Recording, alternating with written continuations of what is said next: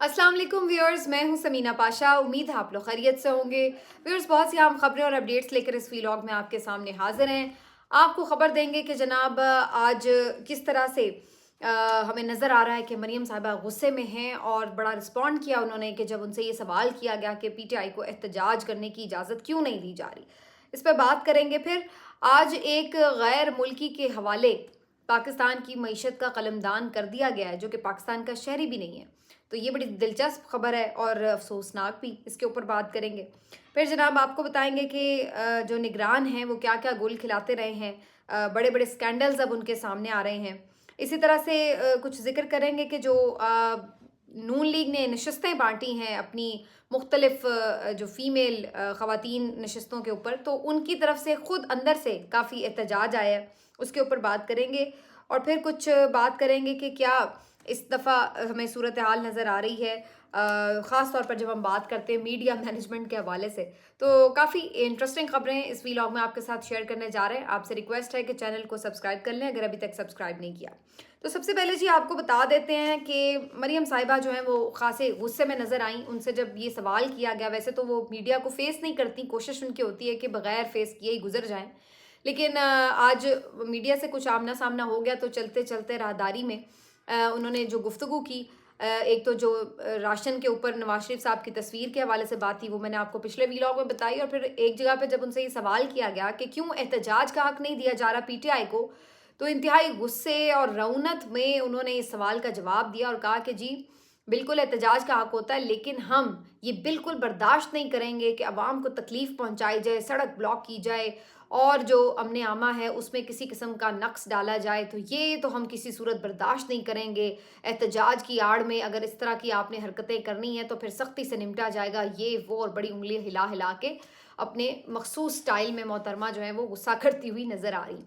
तो ये वही इनकी मेंटालिटी है, वही फस्तायत वाला जहन है जो कि हमें नज़र भी आया। और जैसे मैंने इसके ऊपर ऑलरेडी काफ़ी बात कर दी हुई है कि आप ये इस तरह समझते हैं कि ये आपका बड़ा पुरअमन तरीके से फिर आपका सारा टाइम गुजर जाएगा, तो ऐसा है नहीं। ये ज़ोर ज़बरदस्तियाँ आप करेंगे तो आप खुद एक्सपोज भी होंगे। और बाकी रह गए पीटीआई वाले, तो उनको तो एहतजाजों की, मार खाने की, गिरफ्तारियों की, इन सब की आदत हो गई है, तो अब वो तो टेंशन भी नहीं लेते। तो टेंशन आप लोगों के लिए बनी रहेगी, क्योंकि फिर आप हुकूमत इंजॉय नहीं कर सकते अगर आप इसी निमटने के चक्कर में पड़े रहे, इसी लड़ाई में पड़े रहे। तो ये सूरत हाल है। और फिर आपको ज़ाहिर है जितना आप इस तरह की चीज़ें ज़ोर ज़बरदस्ती दबाने की कोशिश करते हैं, उतना आपके ऊपर बैकलैश भी आता है। और यही सूरत हाल मरीम नवाज़ की है इस वक्त। और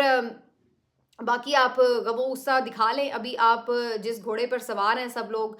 तो आप लोगों को बड़ा उसका घमंड भी है और उसका आपको उसकी सपोर्ट भी है आपको, लेकिन आपको भी पता है कि वो घोड़ा किसी का है नहीं। और जब वो फिर बिदक जाता है तो फिर ऐसे मुंह के बल गिराता है कि फिर आप लोग जो है यहाँ पर टिक भी नहीं पाते हैं, ठीक है ना। तो आप लोग फिर आपको जाके चैन आता है दियारे गैर में फिर वहाँ जाके आपको पनाह मिलती है। तो ये आपकी सूरत हाल होती है। 4 दिन की चांदनी है, तो आप लोग इसके ऊपर इतरा लें और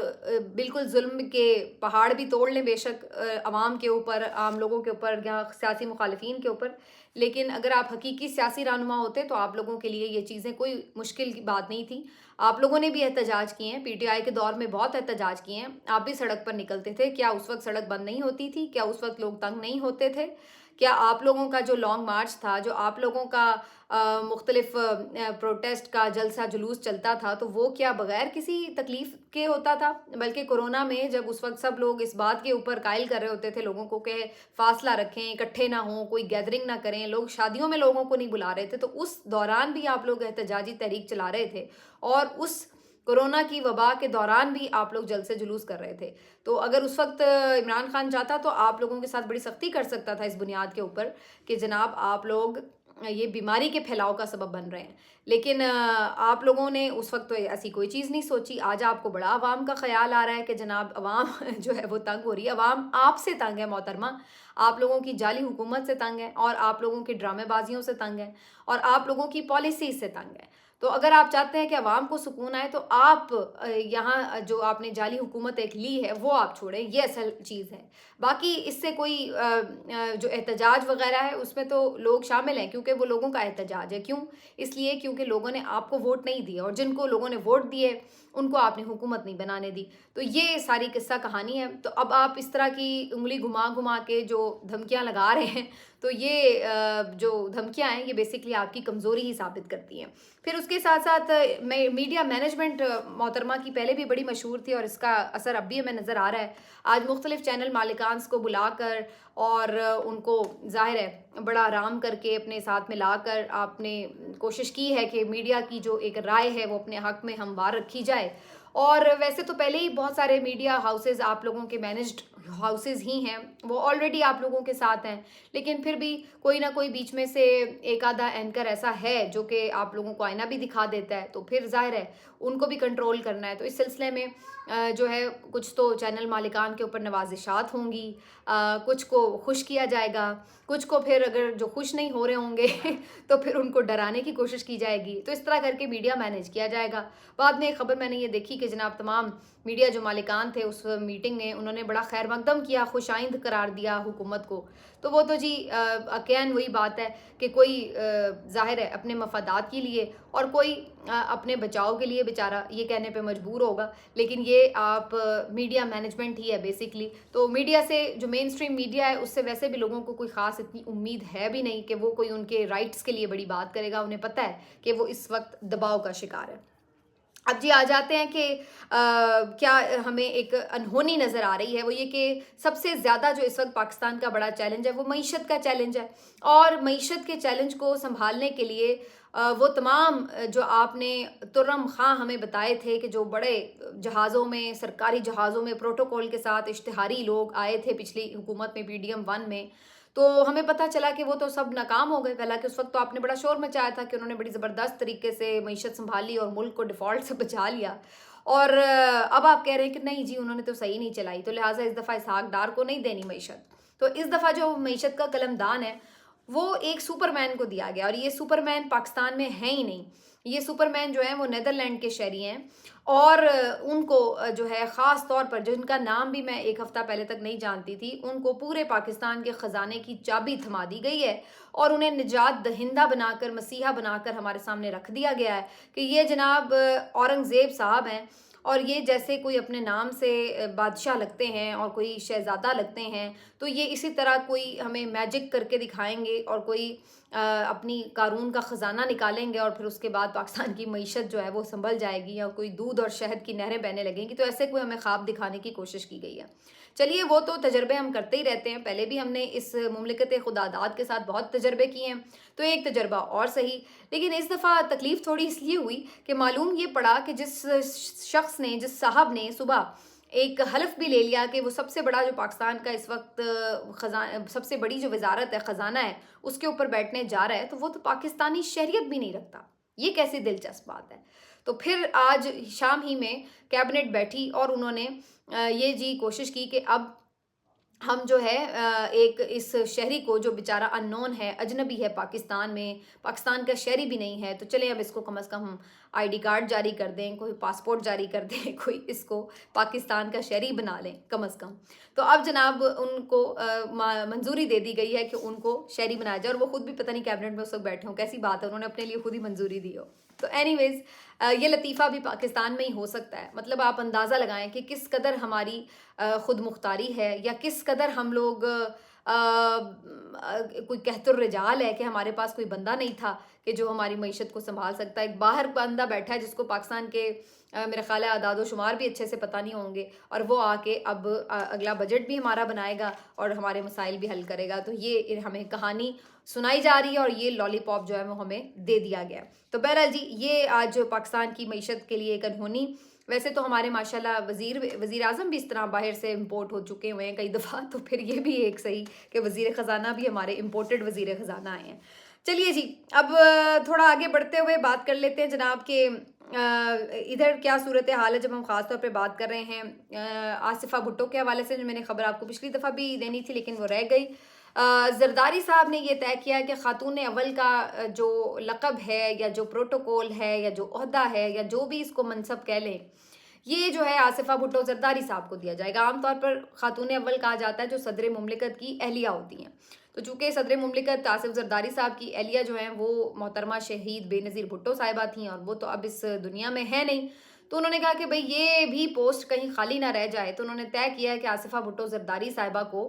خاتون اول کے طور پر ٹریٹ کیا جائے اور انہیں وہ سارا پروٹوکول بھی دیا جائے، اور اس طریقے سے انہوں نے ان کو نامزد کر دیا۔ تو میں سوچ رہی تھی حالانکہ یہ سارے سمبولک عہدے ہوتے ہیں، ان کے پاس کوئی اس طرح کے اختیارات تو نہیں ہوتے، لیکن یہ لوگ کس قدر حریص ہیں کہ کوئی بھی سمبولک عہدہ بھی اگر ہو تو وہ بھی نہیں یہ چھوڑتے، اس کو بھولتے بنی، یعنی اگر یہ نہ بھی وہ نامزد کرتے تو کسی کے ذہن میں بھی نہ آتا کہ بھئی اب کون ہوگی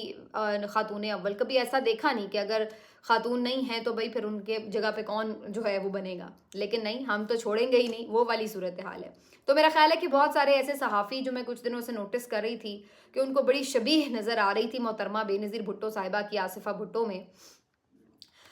یہ کوئی انہونی بات نہیں ہے، سارے والدین کے بچے ان کے جیسے ہی عام طور پر ملتے جلتے ہی ہوتے ہیں، تو ایسی کوئی اتنی اس میں گلوریفائی کرنے والی کون سی بات ہے؟ میرے بچے بھی مجھ سے ظاہر ہے ملتے جلتے ہی ہوں گے، تو جی یہ محترمہ کی تصویر عکس نظر آ رہا ہے آصفہ میں اور یہ وہ، تو اب بھائی آصفہ کی کیا خدمات ہیں پاکستان کے لیے، یا آصفہ بھٹو زرداری جو ہیں وہ کیا ایسا انہونی کر چکی ہیں پاکستان کے لیے کہ بھلے وہ اس عہدے کے لیے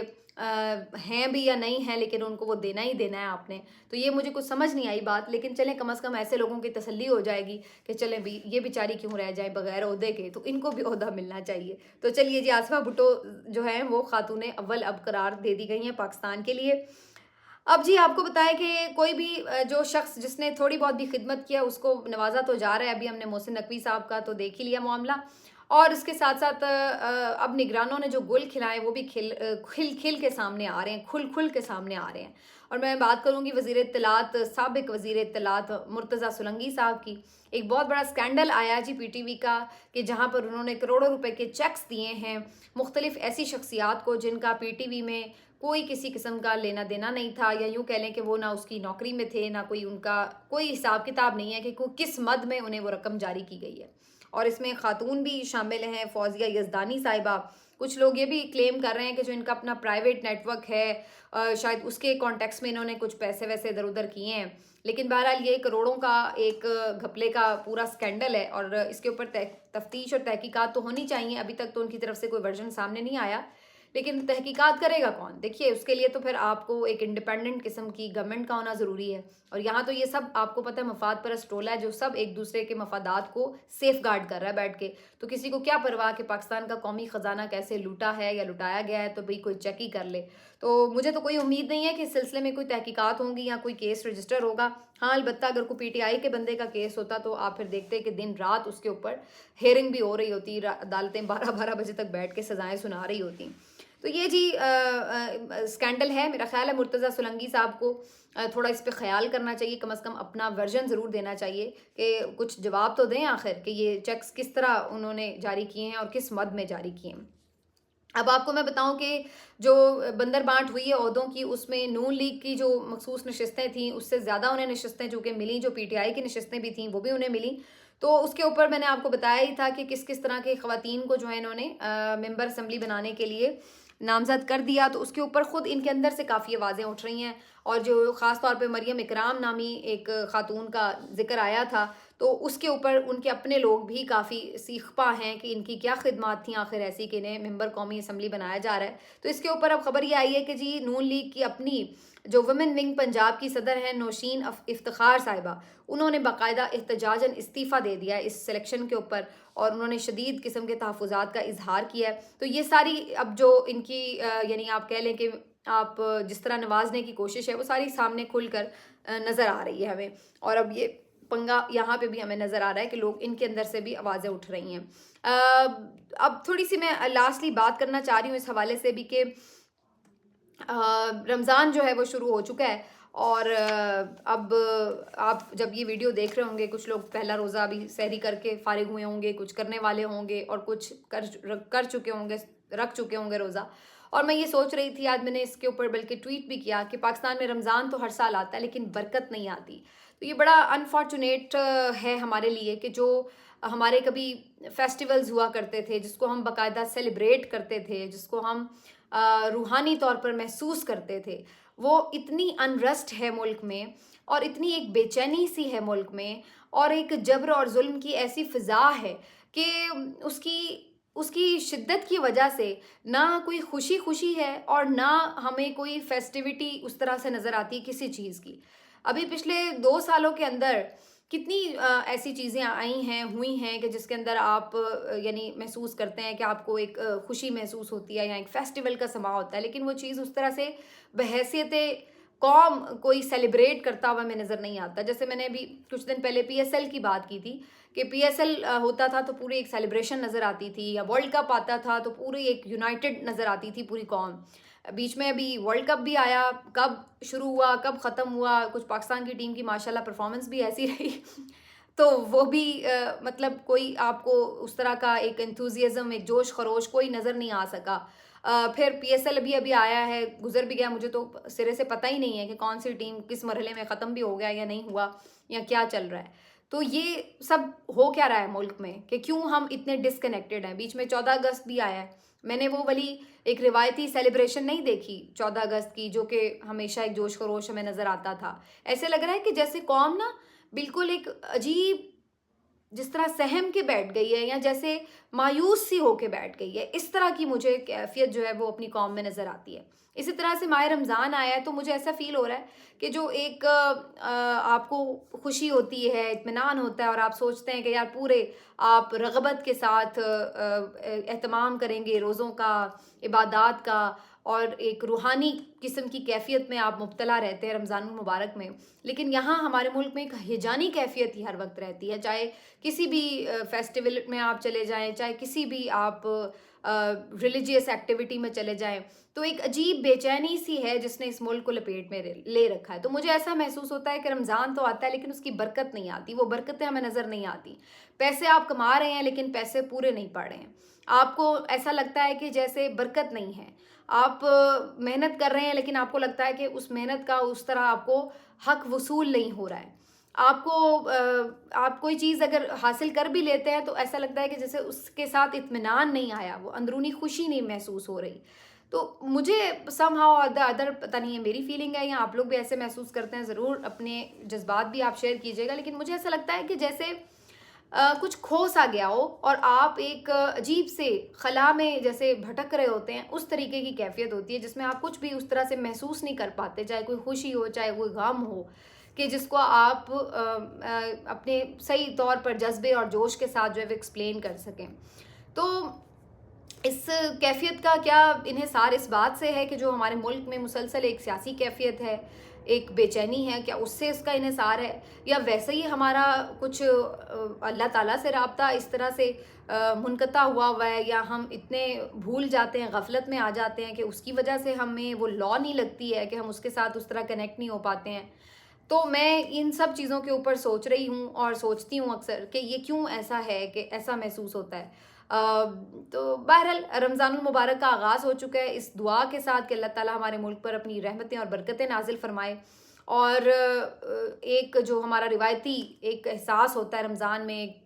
وہ ہمارے اندر آ سکے، ایک دوسرے کا احساس کریں. یوں بھی مہنگائی ہے، اپنے آس پاس نظر رکھیں، کوشش کریں کہ جتنا ہو سکے اس دور میں کسی کے لیے آسانی پیدا کریں. یہ سب سے اچھی اور سب سے پسندیدہ چیز ہو سکتی ہے اللہ تعالیٰ کے نزدیک اس رمضان المبارک میں.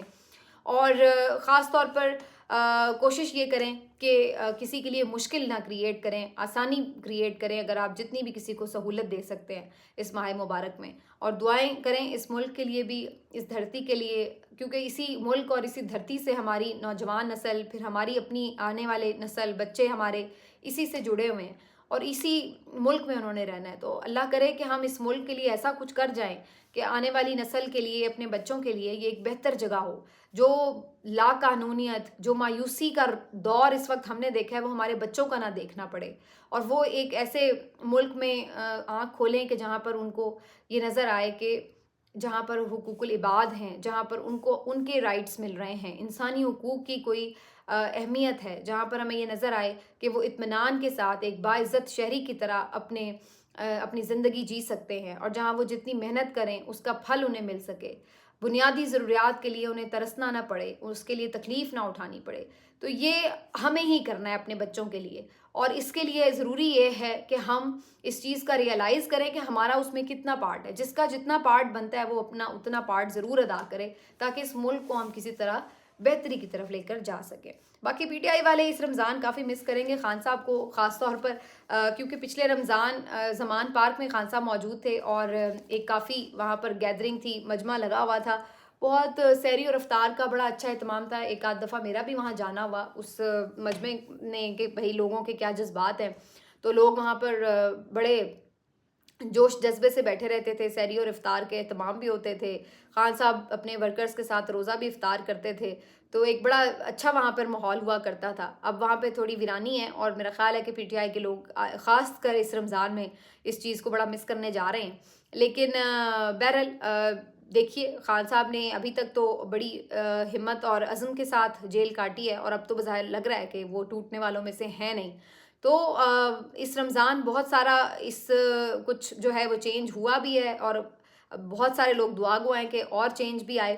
باقی یہ ضرور ہے کہ عمران خان صاحب کے وکلاء اس بات کے لیے پرعزم ہیں کہ رمضان میں عمران خان صاحب کی رہائی ممکن ہو سکتی ہے، لیکن اس کے لیے بھی پس پردہ بہت کچھ ہونا باقی بھی ہے. ملتے ہیں آپ سے اگلے ویلاگ میں، اپنا خیال رکھیے، اللہ حافظ.